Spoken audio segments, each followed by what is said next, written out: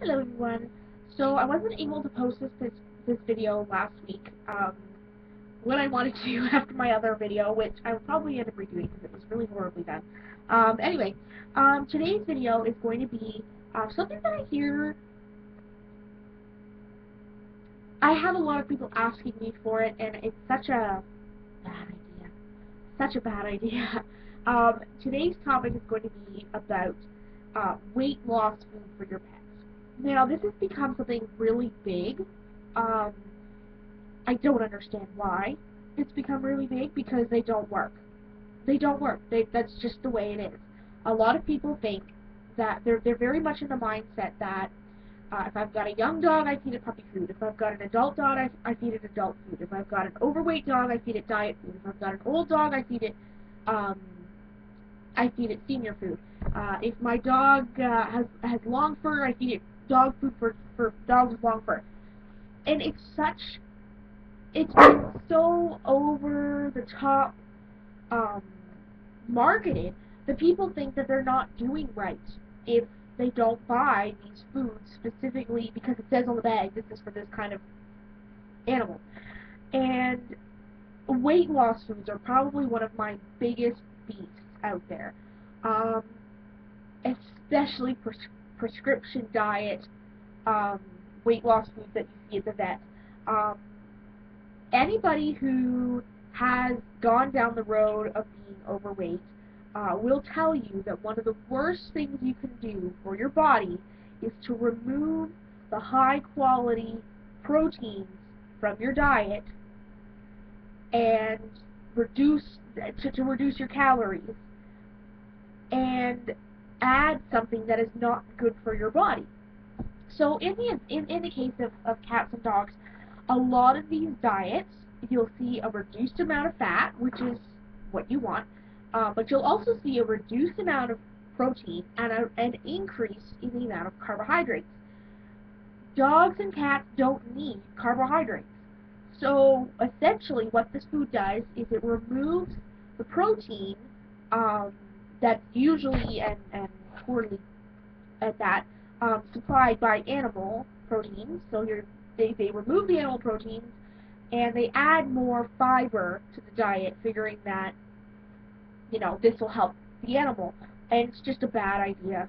It's just a bad idea altogether. Um, these diets do not provide for the way that your cat's body needs to be provided for. Your cat survives on proteins, and if you remove those proteins and replace them with carbohydrates that your cat's body doesn't really need, and then you put animal or you substitute the animal proteins with the plant proteins that your cat or dog also doesn't really need. They can't digest plant proteins as well as they can digest animal proteins.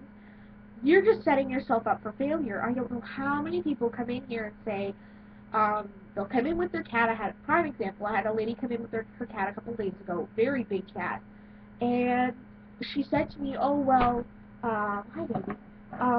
Actually, it kind of looked like this. It kind of looked like this." One of my babies up for adoption. Say hello. Young precious girl lady. Got stuff to do. Um, and you kept in wet cat food. Lovely, excellent.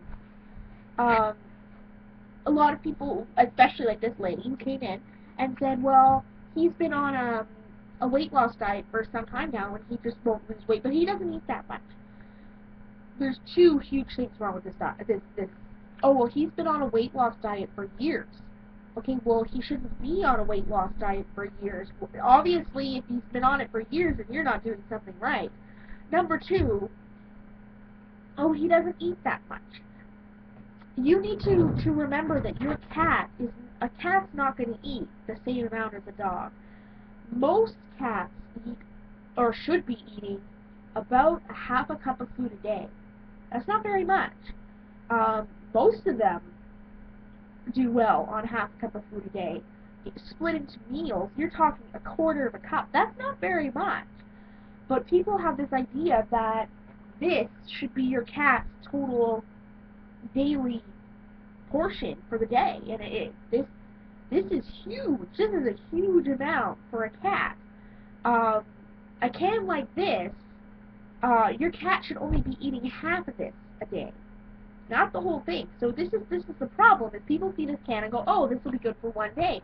No, for two, and that's why your cat is twice as big as it should be. I have a cat here. Her name is Tequila. She's on a diet, and same thing. She had been on a reducing diet pretty much since she was about 7 or 8 months old. She's now 2, and she should weigh in the vicinity of 8 or 9 pounds. And when she came here, the day she came here, she was 2 ounces shy of 20. So she is huge, way overweight. And, you know, this is the problem that people get into, is that they go to the vet and they assume these diets are the best that you can get for your cat or your dog, so they buy them, but they don't realize that there's more to having your dog or cat lose weight than throwing food, hi baby, than throwing food into a dish. You need to measure the food. You need to make sure your cat or dog is getting enough exercise. People say to me all the time, oh, well, you know, we only feed the cat 3/4 of a cup a day, but he's not losing weight, so it's really just a case of exercise. Well, if your cat is not being exercised enough, or is not burning enough calories in a day to warrant him losing weight, then you're feeding him too much. You're still feeding him too much. Another huge problem that I've seen with these bags, and this is something I explain to people pretty much on a daily basis, is that the food guide on the side of the bag needs to be used very loosely. Daisy, my Basset Hound, the food that we feed her, the bag says that she should be eating 2 cups of food a day. If she ate 2 cups of food a day now, she would be morbidly obese by the end of the week. Daisy only eats about 1.5 cups of food a day, and I know that doesn't sound like a whole bunch of difference, but when your dog is only eating 2 cups of food is roughly between 800 and 1,000 calories, depending on what food you're getting.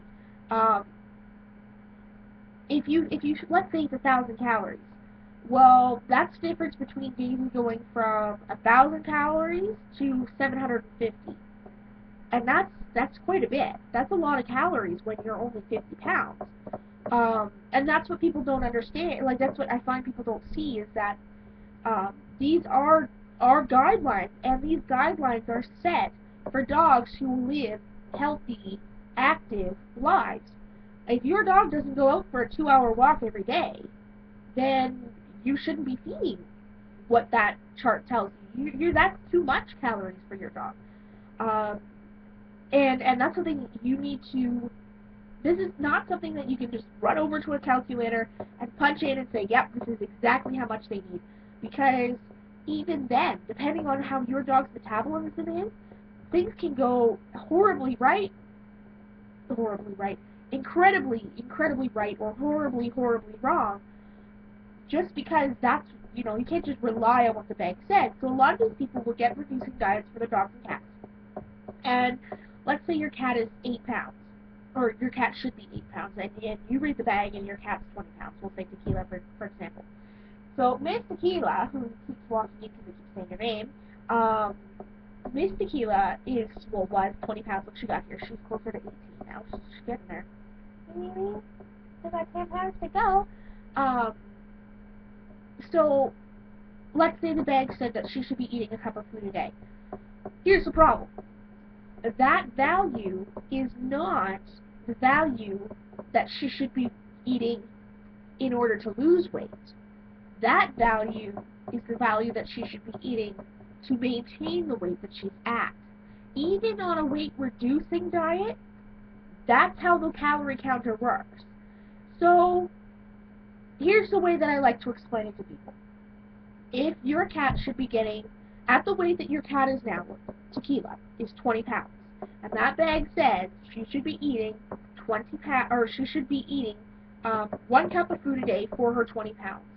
And, you know, that's where she is.